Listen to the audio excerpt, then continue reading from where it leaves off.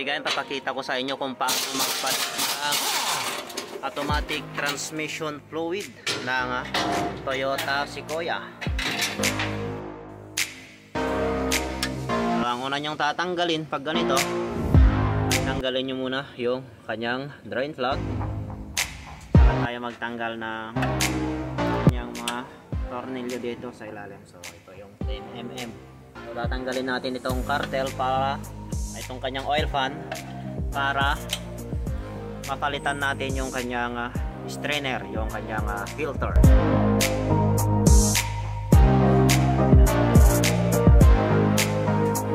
Yung mga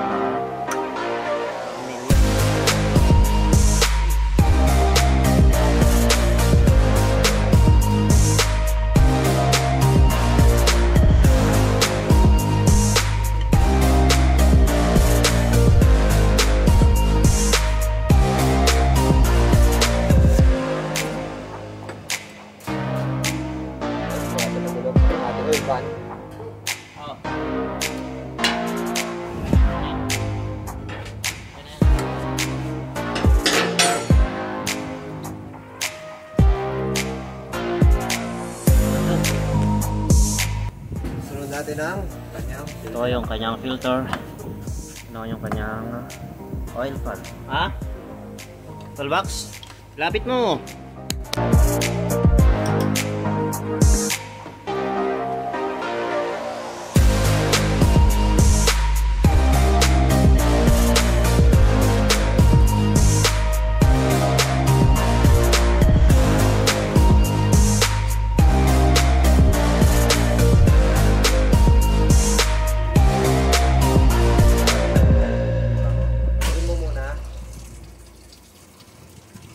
Bago nyo tanggalin ulit mga kadoktor. Tapos mga katsugi ito, wala nang paida mga katsugi. Tatapon na to mga katsugi. Papalitan ng bago. Katsugi.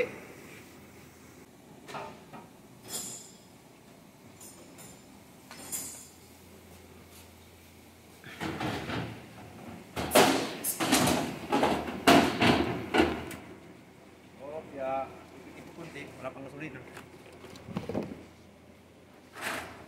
So ayan mga kaibigan, pagkatapos yung matanggal yung kanyang oil fan ay lilinisan natin yan ng gasolina pa kasama yung mga magnet. So pakita mo nga yung kanyang magnet kaibigan. Ayan. Di lang isa lang ha, yan mga katsugi ha. Dumi oh. Isa lang ang linis.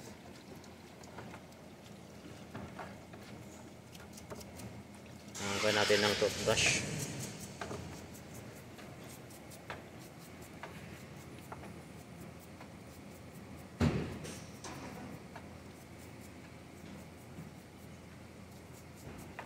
So ayan mga kaibigan, lalagay na yung kanyang filter. So lalagay din natin yung kanyang o-ring. So may o-ring yan.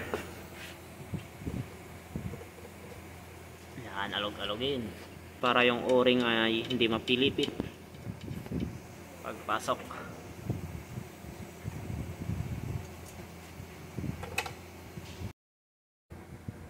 Wow.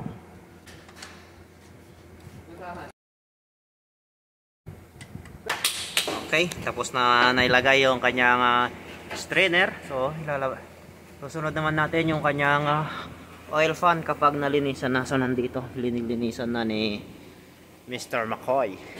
Ayan, si Mr. McCoy, ang ating mabalasik na mekaniko. Ayan. Mahina natin mga ka-doktor.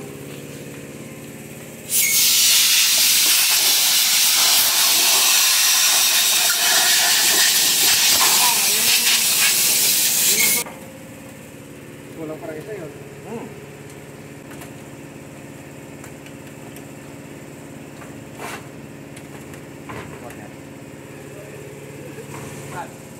Magnet.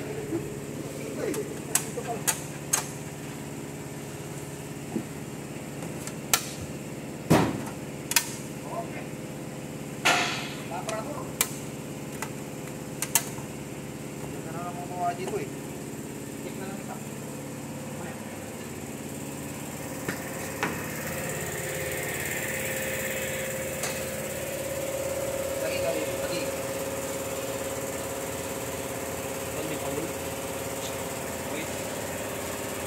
Tahan ada. Ito may di. Mas.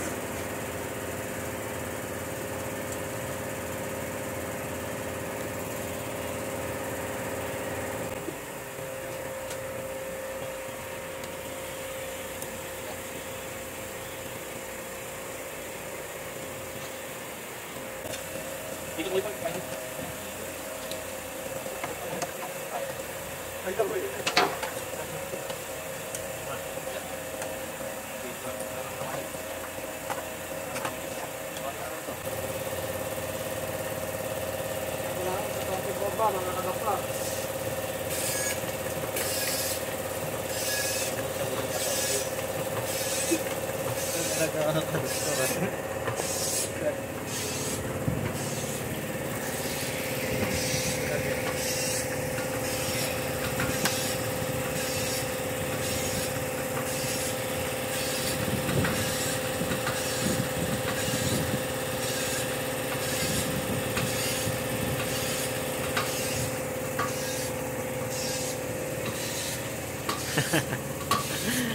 Nasira na.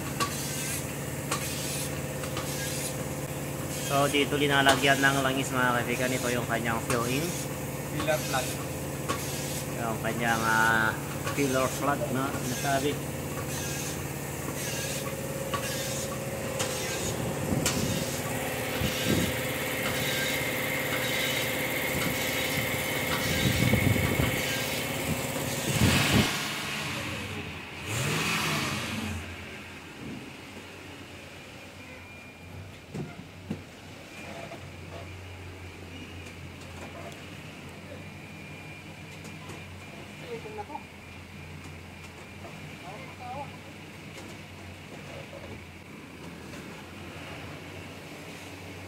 So ayan mga kaibigan, bago natin i-check yung ating transmission oil, ay painitin muna natin itong sasakyan para makapag-circulate yung ating langis bago natin i-check.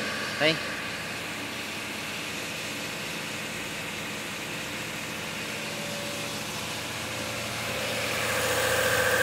Ano ba yung kinakon na ito?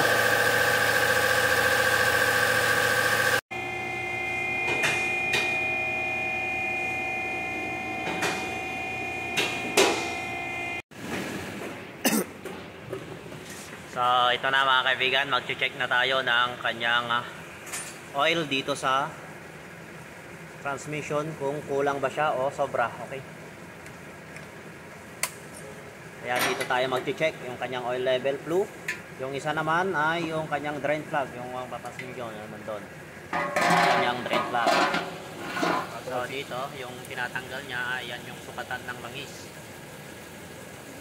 Ayan. Kapag ganyan, kalakas mga kaibigan, ibig sabihin ay sobra itong ating langis. So, patuloyin natin yan hanggang sa humina.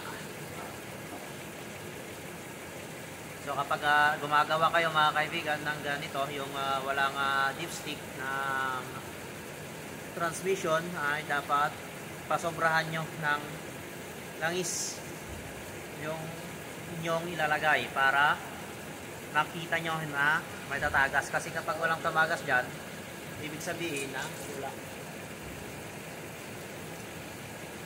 Okay, good. So kapag ganyan na, okay na. Ano yung call? So yun lang mga kaibigan. So kapag nagustuhan mo itong aking video, ay please paki-like and subscribe na lang. Okay, thank you.